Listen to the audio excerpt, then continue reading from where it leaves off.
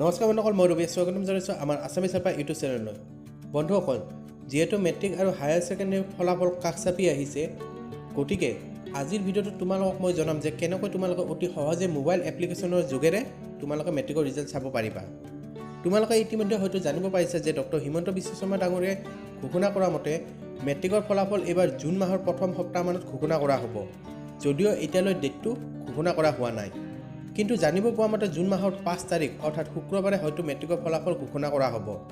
গতিকে বন্ধুসকল, তোমালোকে কেনেকৈ অনলাইনেৰে মোবাইল এপছৰ যোগেৰেও তোমালোকে ৰিজাল্টটো চাব পাৰিবা, সেইটো মই ভিডিঅ'টোত দেখুৱাই আছোঁ। তোমালোকে ভিডিঅ'টো শেষলৈ চোৱা। ভিডিঅ'টো আৰম্ভ কৰাৰ আগতে কওঁ যে যদি আমাৰ চেনেলটোত নতুন হয় তেন্তে চেনেলটো ছাবস্ক্ৰাইব কৰি লোৱা আৰু কাষত থকা বেল আইকনটো প্ৰেছ কৰিবা, যাতে এনেধৰণৰ ভিডিঅ' আহি থাকে। মেট্ৰিকৰ ৰিজাল্ট চাবলৈ পোনপ্ৰথমে মোবাইলৰ প্লে ষ্ট'ৰত গৈ তাত চাৰ্চ কৰিবা SEBA Results 2020। এনেদৰে এপছটো চাৰ্চ কৰিবা। ইয়াতে ওপৰতে আছে এপছটো প্লে ষ্ট'ৰৰ, ইয়াতে ইনষ্টল কৰি ল'বা। ইনষ্টল কৰাৰ পিছত এপছটো অ'পেন কৰিবা।